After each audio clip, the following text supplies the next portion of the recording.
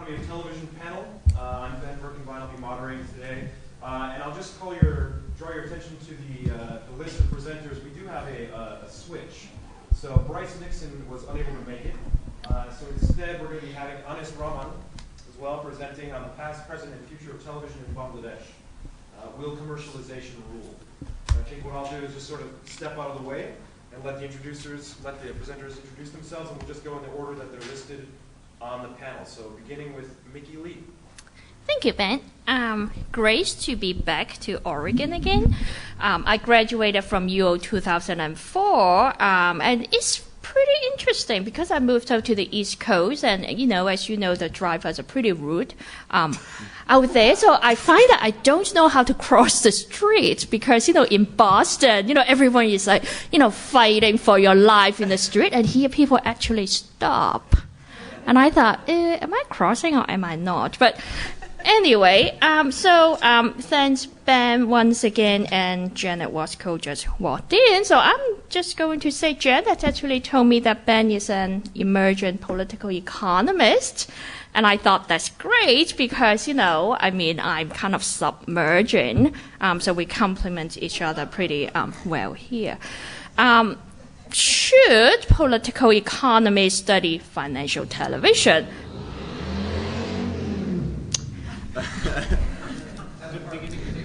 Yeah, good pause. Okay, so, of course, yes. But the question is, if there are about 900 channels, in the air, should we just study every one of them? I guess I need about 12 live, in order to do that. My argument is, yes, we should study financial television. The reason being, if we want to critique neoliberalism, I think we need to take a look at, how neoliberalism, structures and imposes its sense of time on us. Studying financial television is particularly important because it allows us to look at the intersection between finance, media, and also information. So let me, give you an example, what is meant by, the sense of time of neoliberalism. And, of course, one thing about neoliberalism is, you have to make profit, fast as quickly as possible. So nowadays, a lot of profit is being made without the process of, commodification. So, the process of commodification that I'm talking about here is really, changing a material resource, into something of social value. Nowadays, a lot of profit is being made, without that part of, material commodification. So this is, a sense of, time that neoliberalism, imposes on us. So, another thing why I think studying financial television is important is because nowadays some scholars, including UO sociology professor John Foster, talks about the financialization of the economy. So what it means is, in U.S., if not the global economy, financial activities are much more important than ever. So let me think. I do have some statistics, but we are not quantitative persons. So back in 1970s, only about 11% of the U.S. economy, depends on financial activities. But nowadays, 41%, of U.S. economy, depends on financial activities. Also, when we think about large corporations, such as GE, such as GM, such as Ford, they're not really just, merely car companies. They're not merely, electronic, appliances companies, but they are also, financial institutions, GE, GM, and Ford Motors. So, for this paper, I look at two senses of time of financial television. So I look at abstract time, and I also looked at historical time. So today I'm just going to talk about abstract time. What is abstract time? So Well, when we talk about abstract time, it is a sense of time that we can measure, a sense of time that we can quantify, and also, a sense of time that can be commodified.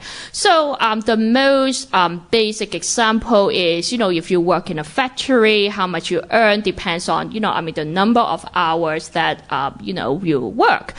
So let's say, well, with the minimum wage, I don't know how much it is in Oregon, but let's say, $8. If you work for 10 hours a day, you earn, $80. So that is a sense of abstract time. Now, the thing is, when we take a look at Marx's Capital, his sense of abstract time is the abstract time of production, meaning, how much workers get, based on, how much they work. But nowadays, it is pretty difficult for us to conceptualize the abstract time of production, particularly for information workers. So I would include myself, as an information worker because I mainly teach students, who are not really receiving information anyway. No, they are receiving information, but from the handheld device. But quantifying the time of, information workers is difficult because, we are salary workers. So, especially legislators in Texas, they always think the professors always just work those 5 hours in the classroom. So definitely under neoliberalism, a lot of information workers, the time is now being commodified, trying to weigh again what you do versus, how much time you work. Now, there are also a kind of information workers that are much more top-notch, whose time is really difficult to be quantified. And I'm talking about, and I hope that, no one in this room are these people, because if you are, I'm going to ask you for a check. For instance, investment bankers. Well, we know that they work 18 hours a day, but they also, make $1 million a year. So to, an information worker such as, an investment banker, how is their time going to be quantified or measured or, commodified? Another kind of information workers, whose sense of time of production is difficult to be measured is, if we consider celebrity newscasters or, celebrity, talk show host, how are we going to quantify the time of production? So, Marx's concept of abstract time of production, at this stage needs to be, fleshed out a little bit more in order to understand, the relation between abstract time, information labor, and also value. Now, there is another sense of abstract time. So in addition to the abstract time of production, there is also the abstract time of circulation. And it is actually the abstract time of circulation that, media conglomerates are more interested in. So there are two kinds, at least two kinds. So, advertising time that I know a lot of speakers have talked about today, and also the time in which the information is being transmitted. That is also a kind of abstract time of circulation. So, one thing about the sense of time in neoliberalism is there is a detachment from the abstract time of circulation from the abstract time of production. What it means is abstract time of production, especially if that involves labor, necessarily includes, the time that a labor spends on producing surplus value so that the, piece of goods, can be sold in the markets for an exchange value.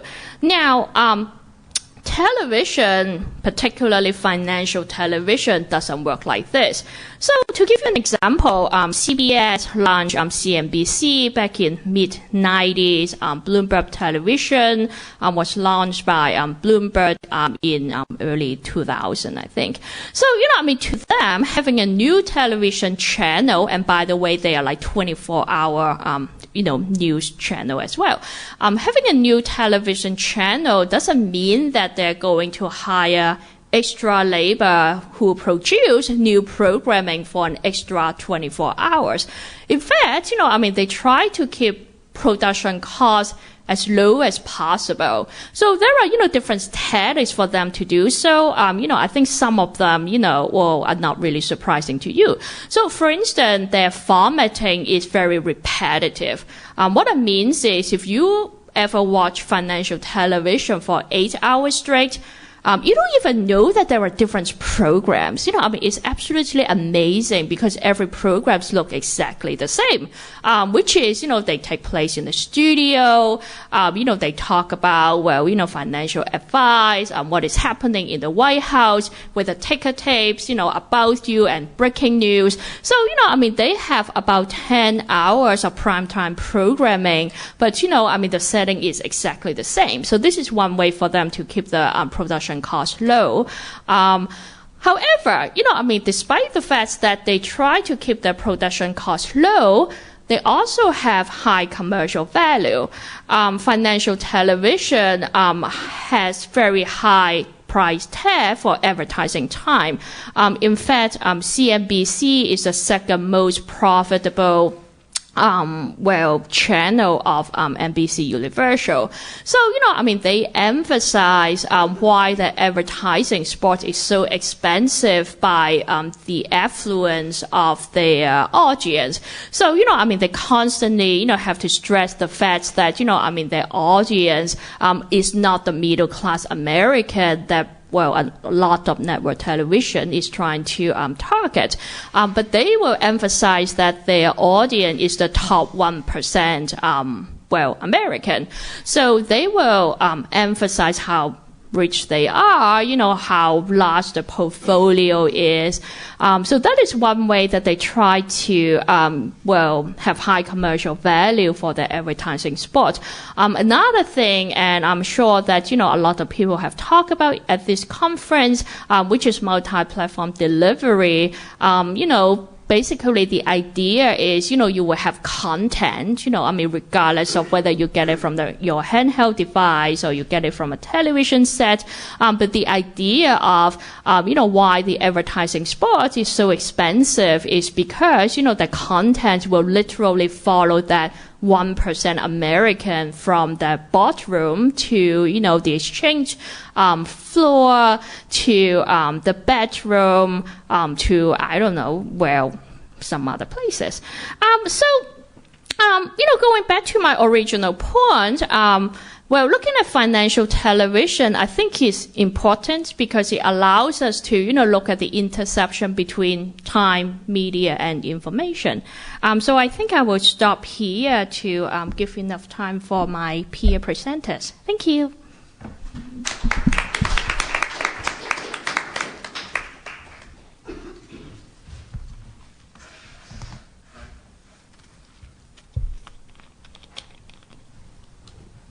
Is there that little gadget? Yes. Yeah. The remote control is there, and you want to just try to see if it clicks through. Which one am I supposed to click? Just the right, maybe. It doesn't appear to work. Okay, that's okay. I can take care of it for you if you want to just give me the. How much do I owe you for that? Nothing actually. Time is free. All right. So next we're going to have McGuigan from presenting, and I'll take care of his PowerPoint. So good. This is great. I've never had an assistant before. Yes. So I'm coming from Ontario, Canada. It's printed that I'm from the University of Western Ontario, although I've actually finished in the fall, so I'm now a free agent, open to creative offers. So I'm going to talk a little bit about interactive television. So we know that throughout its commercial history in the United States, television has been sustained by advertising and marketing firms working at the behest of corporations motivated to sell goods and services with ever more efficiency. This arrangement is predicated on the belief that advertising exposure correlates positively with sales and brand equity, and I use the term belief intentionally there, because historically there's been no way to really test this correlation, since traditional advertisements haven't allowed immediate purchasing opportunities, and traditional audience measurement processes haven't accounted for the relationship between media consumption and consumption of commodities in the economy in general. Now, increasingly with advances in digitization, information can be collected, stored, transmitted with ever more marginal expenditures of time, space, and capital. I would point out, though, that there are immense capital expenditures in the first instance to establish the network infrastructure and the technical capacity, as Professor Schiller's talk demonstrated. But I'm talking about the interfirm and intrafirm level where these efficiencies are experienced. And so we have interactive television formats being instituted as staples of an emergent or a changing television economy. And I'm going to focus on what's called T-commerce, or television commerce. And I think it's arguably the most advanced iteration of television's marketing capabilities. And I think by looking at it, we can kind of illuminate some of the more fundamental aspects of the dynamics in commercial television and really look at the industrial logic. But at this point, I want to make an important note. Even though I'm going to be discussing recent social developments in technology towards commercial applications which have just begun to mature after 3 decades on the periphery of the television business, and indeed we don't even know how they or if they will mature. The point of this research is not to forecast, and even the appraisal of the recent history in television is only part of what I'm hoping to offer. Rather, I think that ITV, defined broadly, is a fascinating research object that allows us to look backward and consider television in its historical relations to other commercial institutions and development of communication technology and infrastructure, and also to think meaningfully about some theoretical contributions that are much, much older than so-called new media studies. And so with that, I will proceed into the communication thought of Dallas Smythe, who in 1977 advocated for a departure from the prevailing message-oriented approaches to communications. Allegedly, both Marxist and bourgeois criticism had stalled on the train of ideology and thereby cast a blind spot over the economic function of commercial media. Now, we know Smythe was trained as an economist, and so his work is colored by the biases of economic thinking. But I think his project set to expand the range of economics, communication, and culture to consider their inexorable interrelations. And so the point I want to make is that Smythe understood the audience to be both an economic and a social product. He wasn't just elaborating a labor theory of value in relation to the work of the audience. He was doing that. But importantly, the complement to that perspective was a theory of social institutions within advanced capitalism, one particularly sensitive to the interpenetration of media industries and formations related to advertising, marketing, product design, and applied technology. Excuse me. So, while we have some disciplinary consensus that the audience is a commodity, I think the broader significance of the latter point is obscured often, and part of the difficulty here in the wellspring of a lot of the debate about audience labor has to do with an analytical clarification. And the limitation of this, I think, are very well expressed in an essay by Eileen Meehan, in which she holds in tension concepts of the commodity audience and the actual audience. And this distinction is further clarified in work by Philip Napoli, who extends Professor Meehan's work quite usefully in an institutional economic study of advertiser-supported media, if a somewhat narrow analysis. So for our purposes, I want to draw our attention to the fact that television audiences are discrete information products, not to be confused with real viewers acting as social agents. So in this sense, the audience is a statistical abstraction. You can click my first slide, sorry. The audience's statistical abstraction, it serves as a simplified proxy for actual viewers in order to lubricate commercial transactions.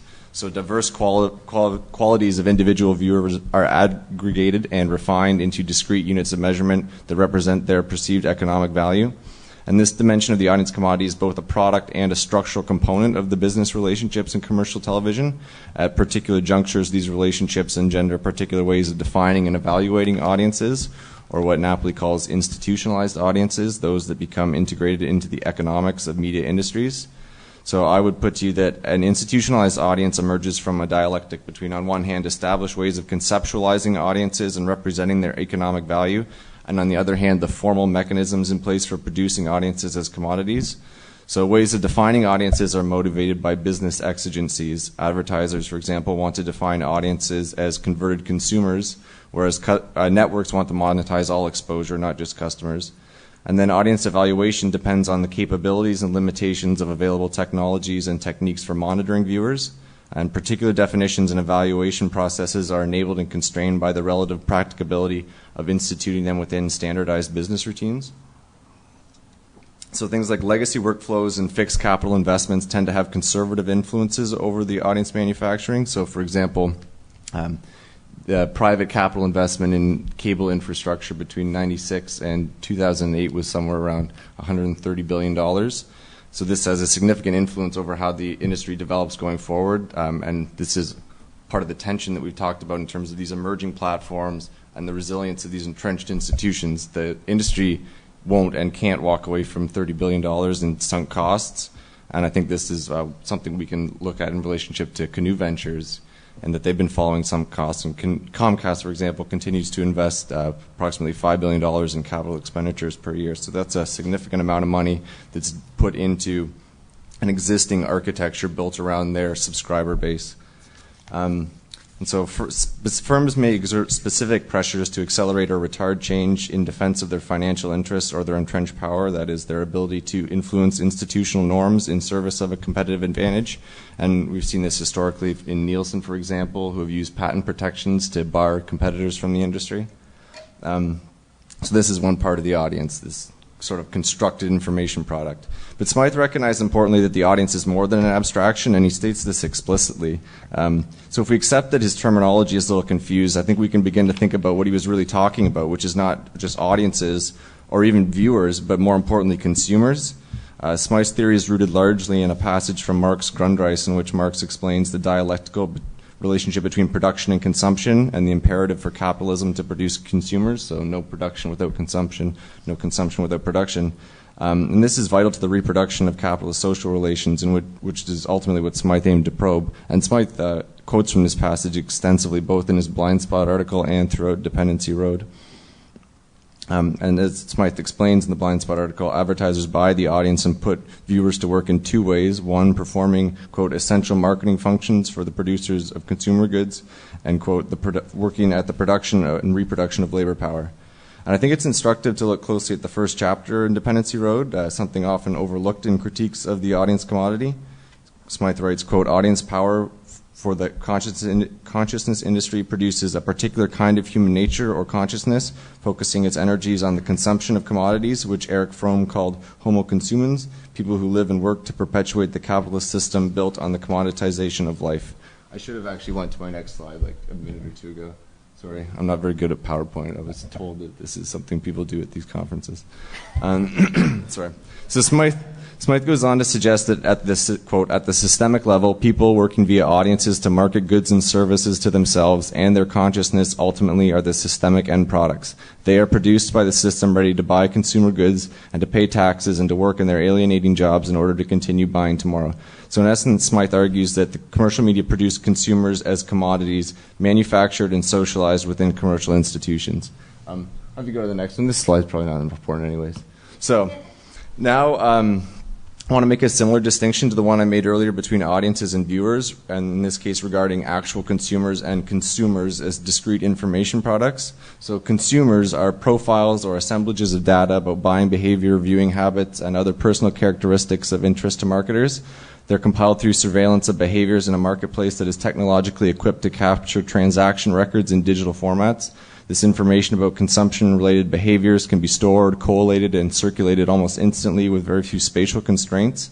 And so I would put you that the digitized marketplace is structured to produce these consumers as commodities. By contrast, actual consumers are real people in a marketplace breathing life into the institutions and habits of consumership. Consumers are rationalized representations of these actual consumers, and again, the products are entirely interrelated. With the expansion of the interactive television storefront, what I use to term this T-commerce and advanced advertising, all these things that turn viewers into capable consumers by facilitating immediate purchases and by targeting them at an individual level. And this increasingly pervasive and precise regime of surveillance and data management, these representations of audiences and consumers are becoming ever more inseparable from actual audiences and consumers, at least within the business relationships of commercial television. So the business of TV, and as new media technologies are made to become increasingly converged with the old television technologies, the business is being organized around consumers. So consumers are in a very, very real sense both the economic and social products of commercial television. An analysis of recent interventions toward a national business model for interactive television provide empirical support for this theory, particularly insofar as the television space becomes a marketplace in itself and as corporate relationships among networks, service providers, advertisers, and market research firms expand consumer surveillance from the living room to the checkout aisle. This is a common refrain they use. And this latter development is achieved as advanced advertisements solicit a direct response from viewers, demonstrating exposure to and engagement with an ad, and then firms like Catalina Marketing correlate these viewing behaviors with subsequent shopping activities and develop comprehensive consumer viewer profiles. 2 minutes? Okay. All right, that's enough time. So one of the main criticisms leveled against Smythe by Sut Jolly and Bill Levant was that Smythe wrongly focused on the consumer behaviors of the audience instead of just their watching. What is becoming increasingly clear is that television economics are, and I think have always been, organized around both television viewing and the subsequent social behaviors of consumers in the marketplace. Empirical verification of this relationship between watching and buying is at the core of the emergent business model and is increasingly plausible with the expansion of what Mark Andrzejewicz calls the digital enclosure. So finally, I just want to make a point about Canoe Ventures and the study of these new and emergent business models. I think Canoe, for example, provides a very useful case study because it's in its early development, and so it's still negotiating a business model, a model that I would say is quite clumsy and unrefined. And so their public statements and project initiatives expose very general principles, assumptions, expectations, and strategies for realizing these.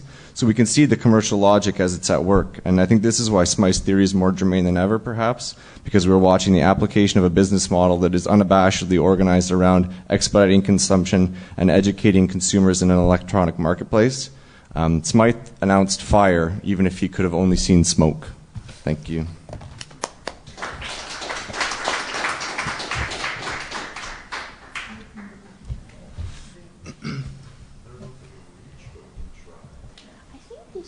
Work if you do this, right?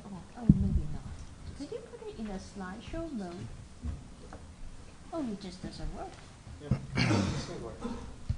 You know what? I think it doesn't have battery. No? Okay. Well, thank you, Lee. Anyways, we can still make this work, I think. So next we're going to have Rahman from Simon Fraser University.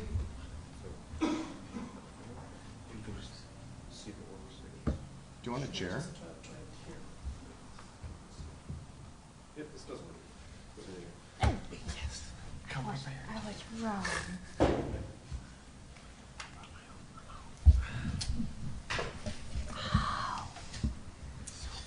Thank you. Good morning, everyone. My name is not in the program because I was not supposed to come. Today is the due date for my baby. And thanks to my baby as well, that she arrived 2 weeks early. That made it possible to come here.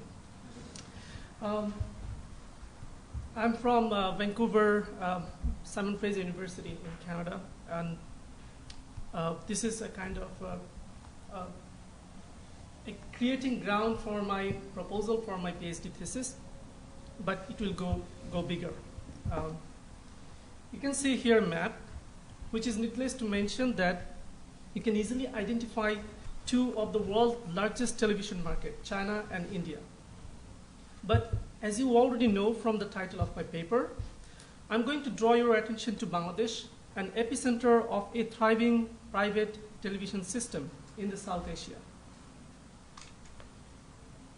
Last 2 decades have become a critical juncture for Bangladesh, officially the world's 7th most populated country. Regardless of continuing high level of poverty, population growth, political instability, and corruption, the country has been witnessing a spectacular communication revolution and the emergence of a market-based industry. On top of the overall socio-political predicaments like uneven market growth coupled with labor unrest, dispute with the success of microcredit distribution, in poverty elevation, emergence of Dhaka as disorganized megacity, growing impacts of chronic natural and man-made calamities, a new layer of socio-political tension has become visible, which is increasing politicization and commercialization of an apparently free press system. Given the controversy of the free press system, in this paper, I dissect the power relation of the expansion of broadcast industry indicative of this communication revolution while tracing its neoliberal origin. Based on secondary literature review and empirical data from archive research, I argue that moving away from dictatorship towards a liberal democratic form of political rule does not necessarily constitute democratic media system. And second, the commercialization of news may pose a similar and to some extent severer threat to journalistic practices as that is sanctioned by the authoritarian regimes. I use the theoretical framework of critical political economy of communication, emphasizing 4 particular facets of contemporary Bangladeshi media system: growth of media industry, the extension of corporate reach, the impact of commodification, and the changing role of state and government interventions. As Jens Petrus and Henry Weltemeyer depicted that capitalism can fall in love with whomever necessary, be it democracy or dictatorship, this observation perfectly applies for Bangladesh. This country is located in a burgeoning economic zone in South Asia where the liberalization of culture industry in the 1990s have transformed the broadcasting landscape, resulting in the exponential growth of the number of TV channels, especially in India. Subsequently, India became the world's largest audiovisual market as well as the biggest home for 24/7 news channels.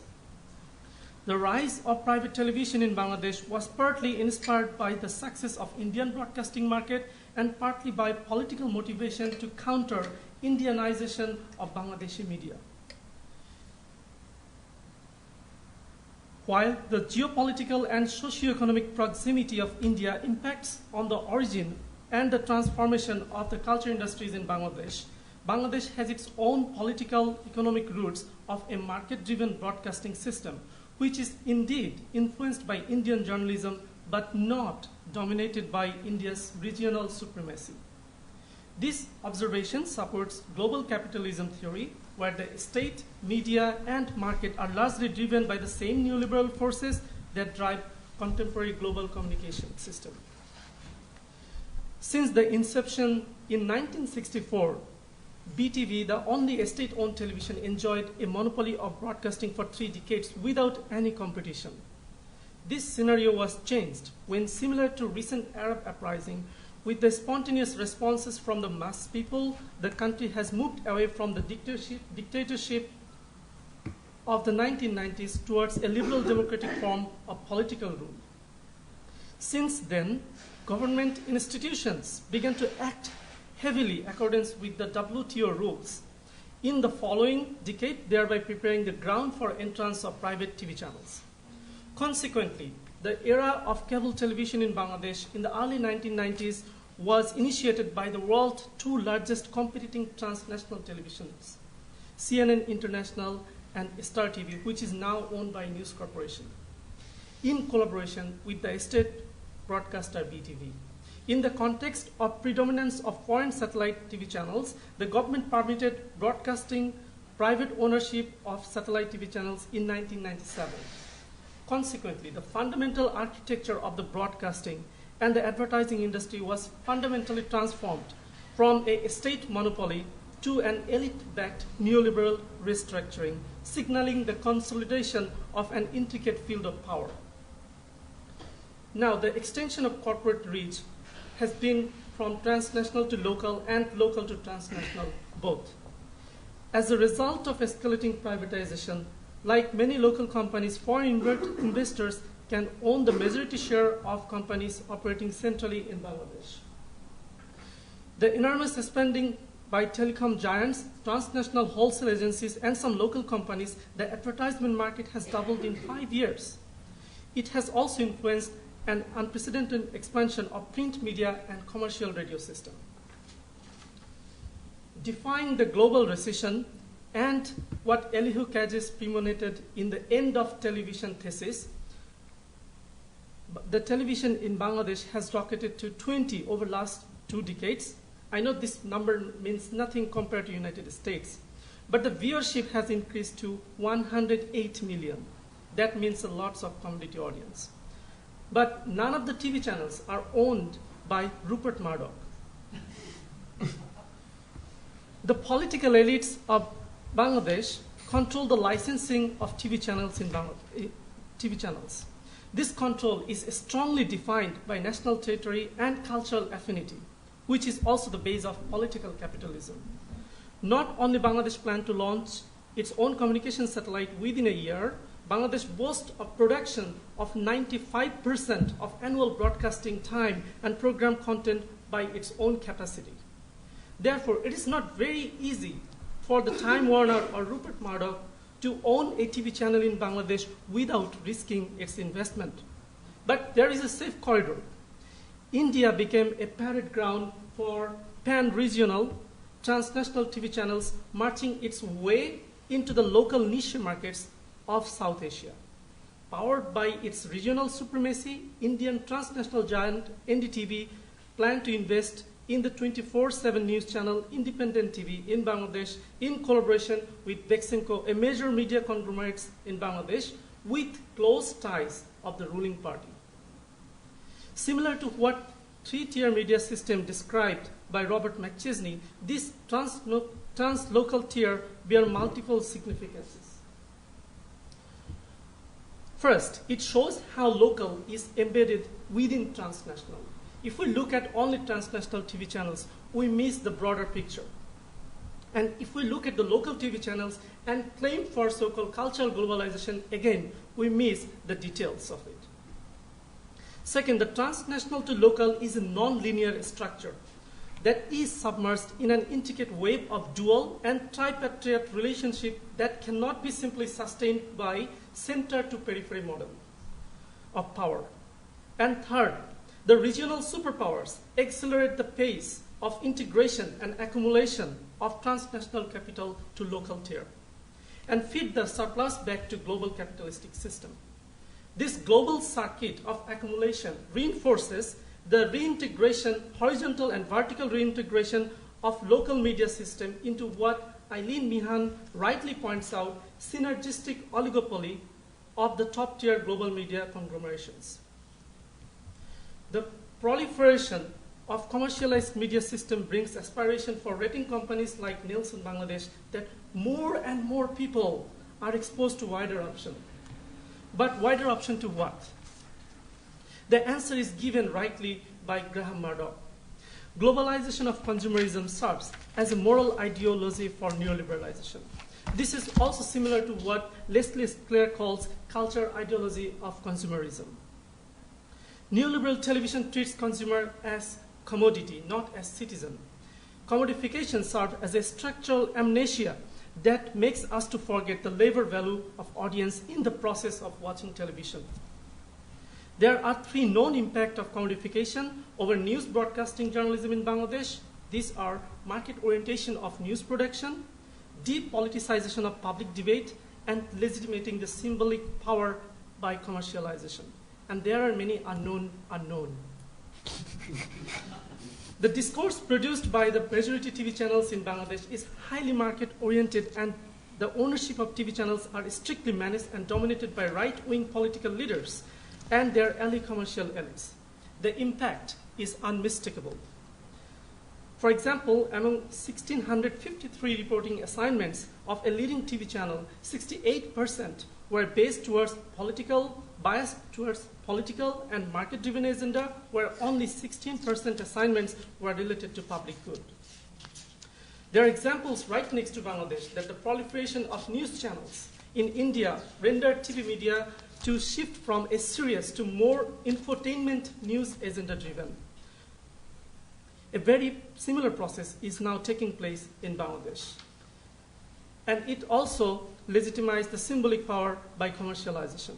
Analogous to what James Curran said about the early British press system, if the first license of TV channel comes from the government, The second, or the de facto licensing, comes from the local and multinational advertisers. This commodification trend in the television industry hinders the potential for a healthy public sphere to form by subjecting the democratic discourses of the public sphere to market forces. However, news today occupies a marginal position in television due to the growth of advertising industry, particularly during prime time. What makes it worse is the foray of hybrid news advertisement techniques such as corporate branding. Can I get the video?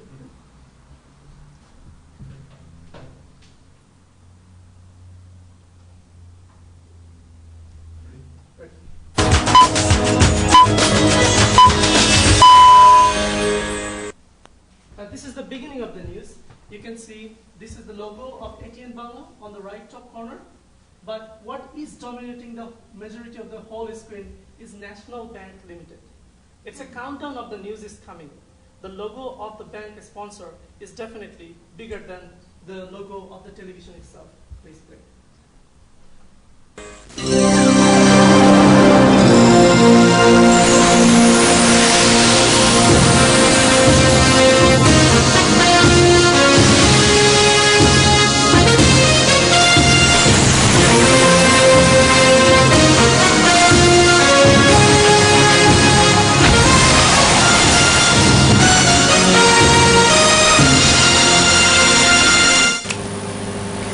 আসসালামু আলাইকুম। ATN Bangla সংবাদে আপনাদের সবাইকে স্বাগত জানাচ্ছি। আমি ফারহানা সালাম। প্রথমে ইউসিবি সংবাদ শিরোনাম। So she wants to greet you everybody and wants to invite you to UCB news headline. So UCB is United Commercial Bank. How the hell it becomes a part of the news headline? This is called corporate branding of news slots. They want to sell every words possible of whole news program. And this is not, please that's it. And this is not this is not the accidental discovery of Bangladesh. This marketization is a global movement noted in Murdoch and Wasco that lies at the heart of cultural capitalism.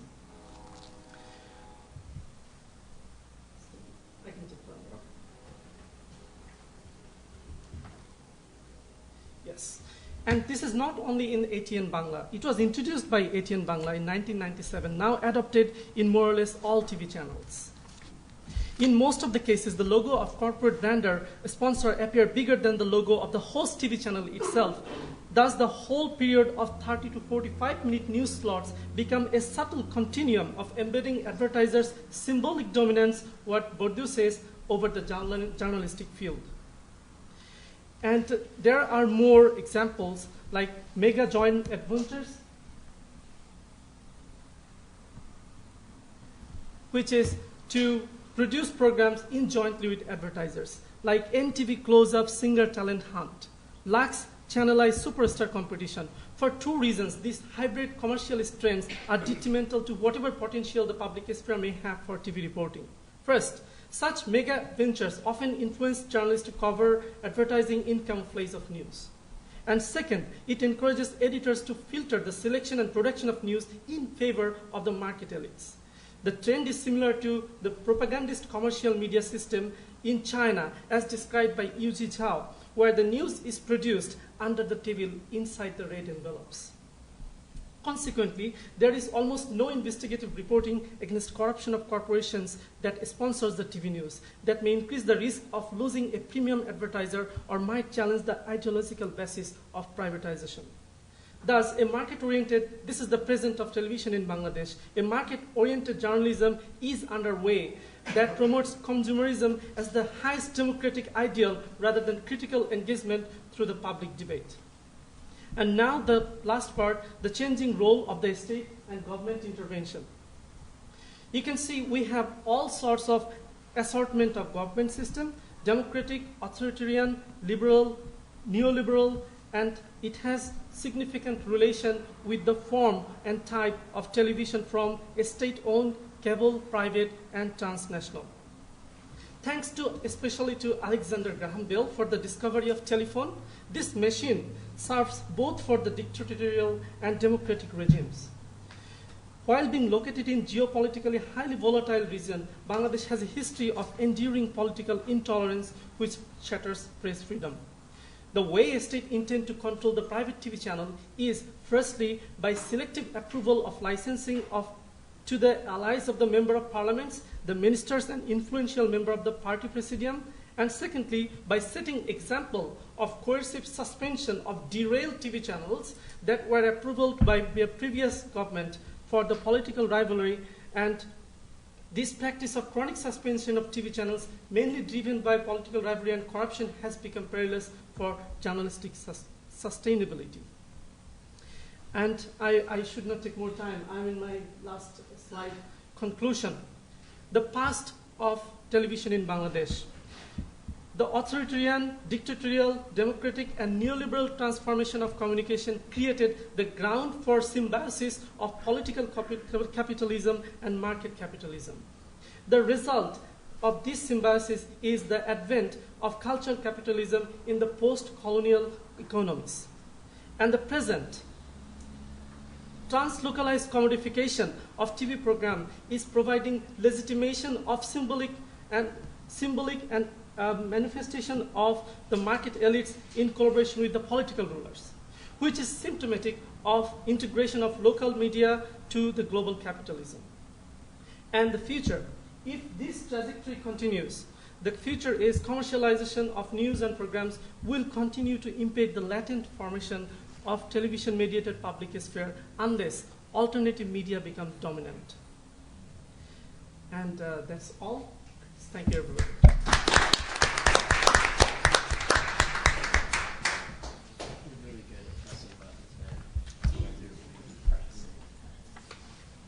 So Ben, you find out. Oh, you're going to borrow? It just doesn't have battery. Oh, okay. The other one is working. This one's working. Okay. I just put it. All right, and here. last but certainly not least, we have Andre Sirois, and having recently acquired his PhD from the University of Oregon, now known also as the real Dr. Dre. Trademark. Trademark.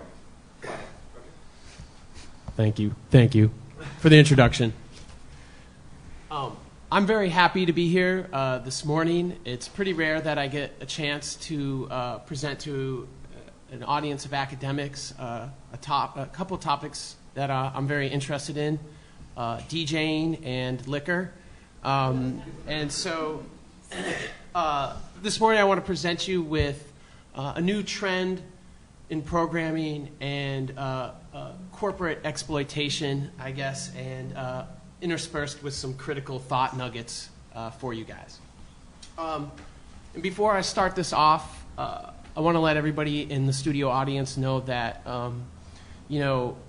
before I became a DJ in the 1990s, in the 1980s, I consumed images of the DJ on screens. And that's how I really got introduced to it. And it had a very vast impact on my life, so to speak. So with bearing that in mind, it introduced me to the art of scratching. And so your record has been scratched is the departing phrase on BET's DJ reality competition show, Master of the Mix. So when you get eliminated, your record has been scratched. And today I want to present a critical analysis of this show. And I'm primarily interested in with DJ culture, primarily hip-hop culture, and its notion of this sort of construction of authenticity, a culture that's very much bound in keeping it real, not being corny, not being fake, not biting, not being whack. And what happens with a culture that's preoccupied with that authenticity? What happens when they come together with a multinational brand, and how do they deal with that? And for DJs, that's a very new thing. This is a brand new trend within the last few years of this happening.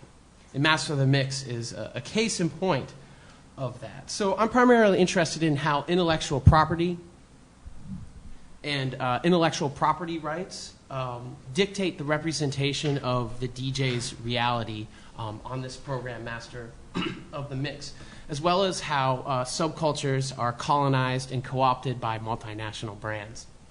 I also look at, in this paper, how intellectual property rights collide with the audience commodity, where specifically the free lunch, in many terms, is actually DJing, and also interested in how these corporate products harness the subcultural capital, what Sarah Thornton calls subcultural capital, or the authenticity or street cred of authentic DJs to, legitimize their product with that subculture and with people that are interested in that.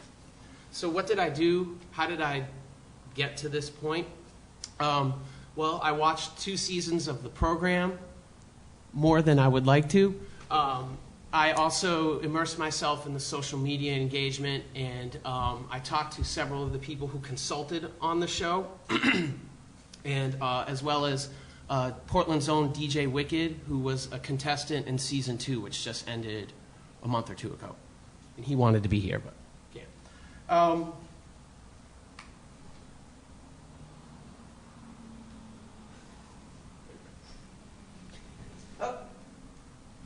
All right, so a little bit about the show.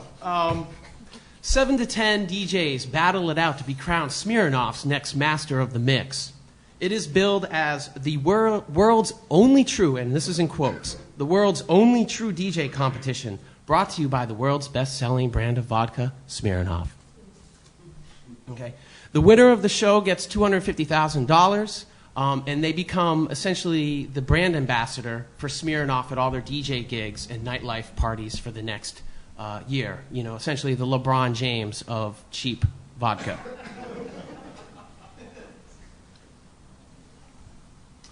It airs on BET at midnight on Saturday, which is interesting, or Sunday morning at midnight, either way that you want to think about it. And BET provides entertainment that speaks to young black adults from an authentic and unapologetic viewpoint of the black experience. And according to their advertising demographics report, they appeal to an African-American audience and consumers of black culture.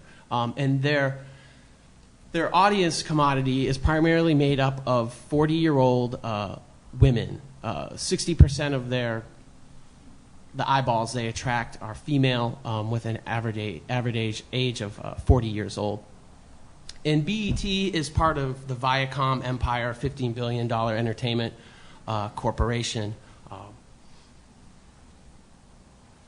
So the brand. The show is fully sponsored and controlled by Smirnoff. And Master of the Mix is part of Smirnoff's larger campaign called the Nightlife Exchange Experience, where they bottle up and capture and kind of stereotype and quantify local party cultures, for instance, and then they transport that to somewhere else. So they go to Miami, and they bottle that up, and they bring that to London. They bring London to Melbourne, Australia. And Madonna is the brand ambassador for that. So this is the smaller portion of it. And if you don't know, Smirnoff is a brand under the Diageo liquor company, the world's largest seller of spirits. They distribute Guinness, Cuervo, a bunch of large brands. And a major part of the show is actually the branding element, not just the actual exposure to the Smirnoff logo and saying Smirnoff, but David Tapscott, the brand director, frequently appears on the show as a judge of the competition, talks about what the DJs are doing from a brand perspective. And DJ Wicked told me, and I quote, that David Tapscott is actually the executive producer of the show as well. And Wicked told me that it was made, in quotes, it was made very clear that Smirnoff was running shit. They were the money people. What they said goes. David Tapscott was there on almost every location and shoot. He would typically step in and have them do retakes of arguments, retakes of controversial moments to get the right framing and, to present us with in the end. Wicked said to me, they have the power, absolutely, controlling the show. Okay. Within the narrative of the show, the main character, the predominant character in this program, Master of the Mix, is Smirnoff. It's the most important character in the whole narrative story. It is supersedes all the DJs, everything else that's going on in the show. And to give you a sort of quantitative example of this, in Season 2, Episode 1 and 2, I counted 289 impressions of the Smirnoff brand, where either we saw the Smirnoff logo in full, or we heard the word Smirnoff, and that's in 2 half-hour episodes. That doesn't count like where you see half of a logo or three-quarter, full exposure. And Tapscott said and joked on set that he has to get the most bang for his buck, so he wants us to see the over, and over, and over, and over, and over. So these are some screenshots from the show. And so here we have, a nice iPhone in the background. They're telling them the challenge for the day, and then you have the Smirnoff placed nicely. There's a TGI Fridays bartender as part of the show showing us how to make another Smirnoff Fridays drink. We even get the logo in the green screen right there. That's the Smirnoff logo. It says I, Smirnoff Hip Hop. And even the Master of the Mix logo is a Smirnoff logo. And I didn't count that in my 289 impressions. Okay.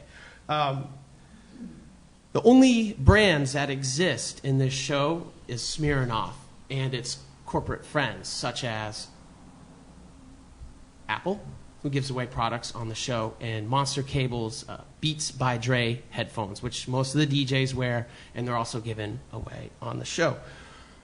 Other than that, the only other brands that can exist and are allowed to exist and need to exist for a very different reason are the brands of the DJs, and that's for the authentication element of the show. They also have their core of people that are rabble-rousers, troublemakers that also are on the show and aren't really good DJs, aren't real DJs, but they're there to create drama and keep it entertainment.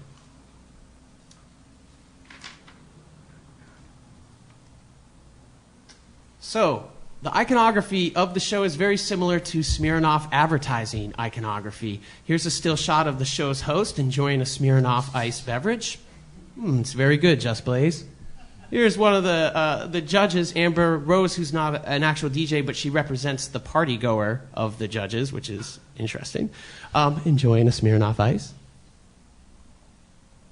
Just another screenshot of the placement. And all this iconography is very similar to what we see in Smirnoff ads. And this is totally entwined into the content of the show. When it breaks for commercials, it breaks into a Smirnoff commercial starring one of the judges or one of the contestants on the show. So there's no time where we go, oh, this is ad and this is not ad, because the whole thing is ad. And so you'd like to think about it as a DJ show with Smirnoff. In fact, it's a Smirnoff ad with DJs in it. But is this something new? Not really. This is an old model. Oh, there we go. This is an old model. The single sponsor integrated product into a television. This is a very old thing. But for us now in 2012, it feels kind of new because these companies have figured out, savvy ways of integrating the product so it doesn't stand out as advertisement. Master of the Mix does not do that. It makes no claims to do such.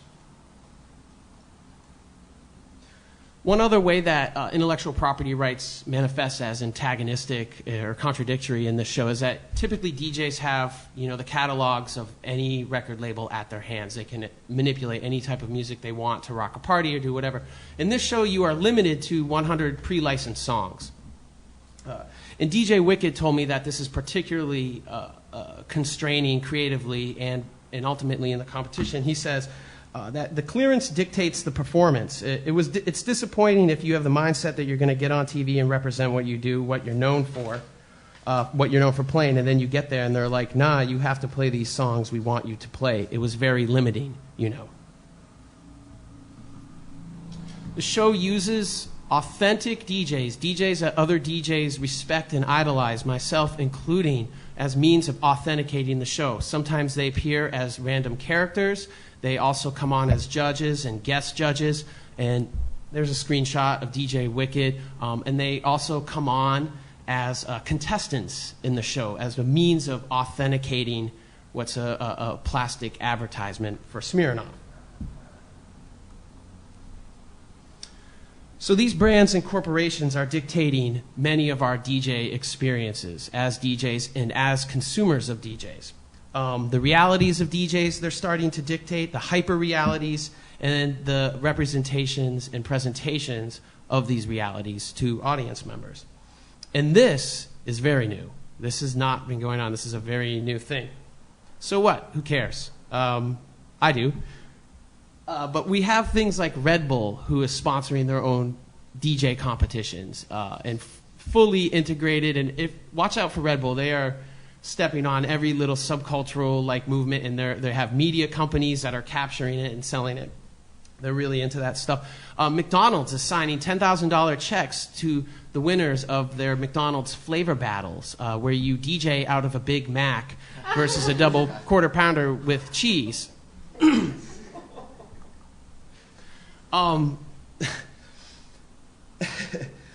MTV at the end of the month is going to air a new program called the DJ Pauly D Project. Pauly D is one of the stars on the Jersey Shore, which is one of the programs that's likely responsible for most of Viacom's profits in the last year or two. He's going to have his own show that starts at the end of the month that follows his DJ experiences.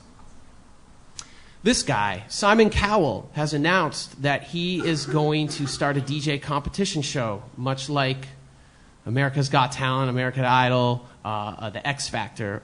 And this is going to be coming out pretty soon here. Their details are not fully released yet.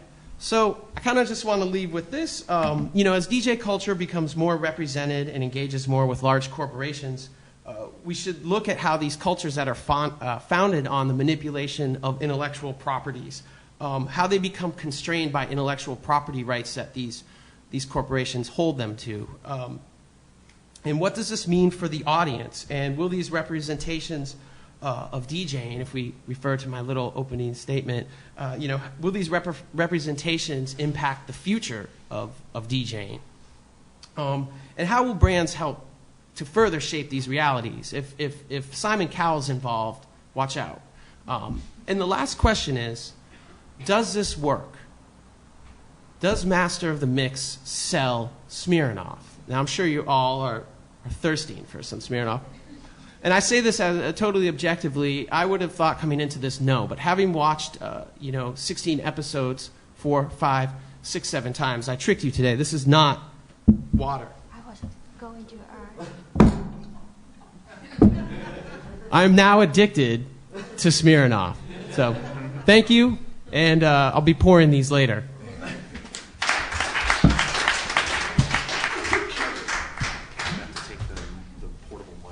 It's like water, not to me. It's different density. All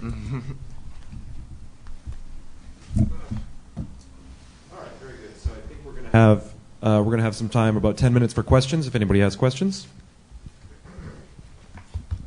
So I have a question for Lee. That was very good, Lee, but you talk too fast. Sorry, I'm very nervous. It's hard for me to process all of it.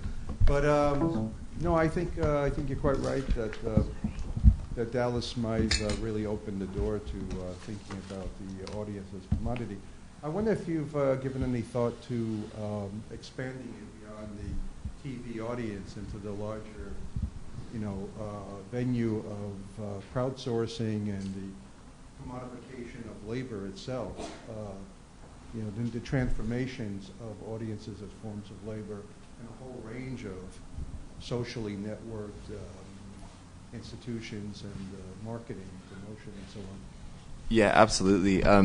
This research was for my master's thesis, and so I had to rein it in around a concrete topic of television. I used that to kind of limit the frame. But you're absolutely right, and I spent a lot of time woefully in the marketing journals reading about how they're talking about all these things. And one of what I see is increasing empirical evidence supporting Smythe's framework for audience labor. Particularly, one of the best examples is probably what they talk about as touch points. This is one of the big things in the industry, talking about more venues to engage with consumers to do two things, basically, to create a consistent brand narrative. And that's negotiated with consumers too. That's audience labor right there, something that Sud Jolly and others at Simon Fraser talked about. Is breathing life into commodities. So this is activity, and then also harvesting information from them. And so one of the frameworks I look at it, and I think the audience commodity is a useful way to start this, and then we can add on additional layers. And the work of Harold Innis, to me, is particularly germane in terms of looking at a general theory of capacity.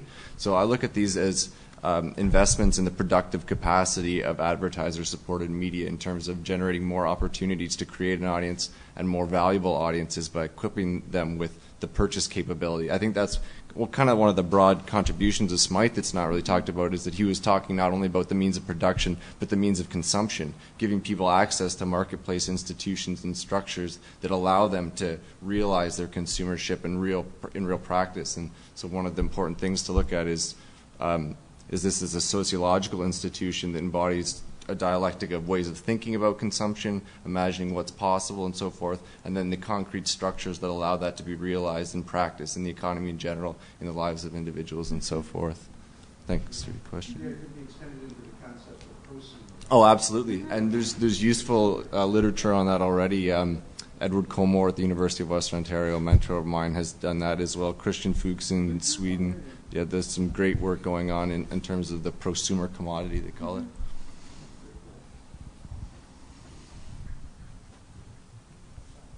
Hi, is it Brice? Right. Yes. Andre. Oh, Andre, I'm sorry. Andre, I enjoyed your presentation. I guess I'm trying to understand the tension with all the players here. Because you're talking about authenticity, and I'm wondering, does the show claim to be authentic? Because, it's my understanding that specifically with hip-hop artists, that that keeping it real and being authentic means that no one is going to tell them how to showcase their content. No one's going to interfere. There aren't going to be brands, as you showed. And so I guess I'm trying to understand, does the show claim otherwise?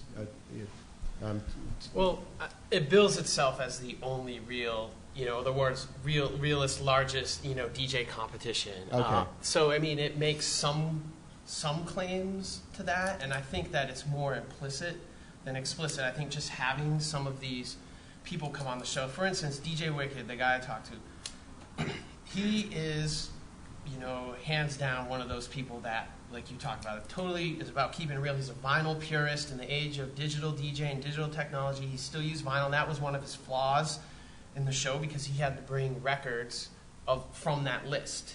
And so, but he went on the show as means of, trying to expose himself on network television to get more people to buy into the DJ Wicked product. And there was other former world champions they had on there that like the DJs that DJs respect, again, trying to just get themselves some exposure. But yeah, they definitely had to bend a little bit, and it definitely had some implications on their careers, because through editing, manipulations, and the ways that they were actually presented on the show, and the way they were eliminated, and the fact that they kept on a guy, past former world champions, who pre-mixed stuff, and they called him out on the show, and they talked about him being fake and being a sucker and like all these things, but he made it through like 6 episodes, and the one he finally got eliminated on was where they had to scratch, and he just couldn't do any of that stuff, and then they had to let him go, but they kept him along for that. So the narrative of authenticity does come up,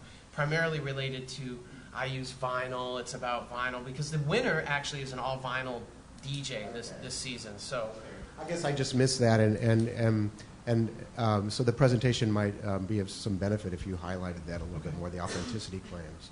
But yeah, it was enjoyable.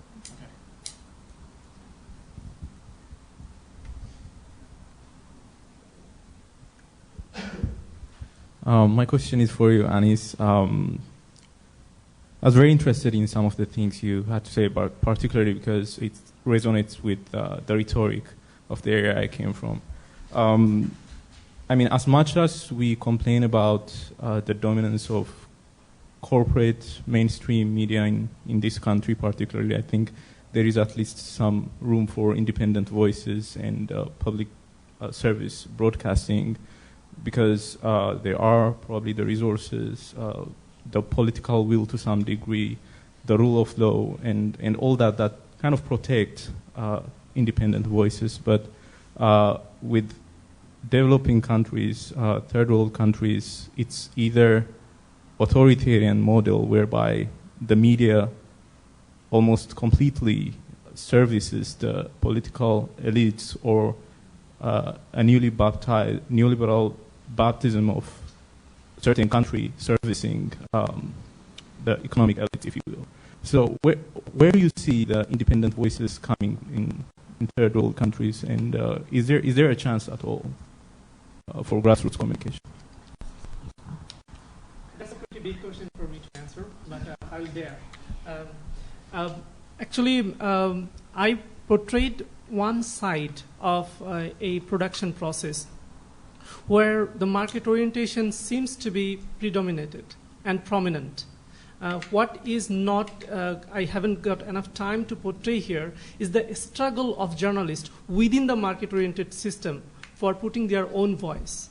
No news editor like the market head of the marketing department. They're always in constant fight and battle for their own space. So they have their own effort. Although there is not investigative report against the advertisers, but there are investigative report about the state. Because that also serves as a kind of neoliberal attitude to show a state as a weakened party and show the private parties are very strong, that no need of investigative reporting. There are community radios that has becoming a very popular demand in Bangladesh, and the recent government has given license last year to 12 new community radios. So that's one avenue for the alternative voice. And there are folk media and indigenous local media. They are very weak and not sustainable in the long run. And the demand for public service broadcasting has been a long run in Bangladesh. And there is state-owned TV channels. And many academic and journalists, they are trying to make it a public service broadcasting. So that would be a new proposal. Is it possible for a neoliberal government, authoritarian neoliberal government, to give birth to public service broadcasting? Where the policy is highly dictated by the logic of global capitalism. That would be probably next challenge to pursue. Thank you. Just to let everybody know, too, it is 11:45, so I guess we can maybe officially wrap up.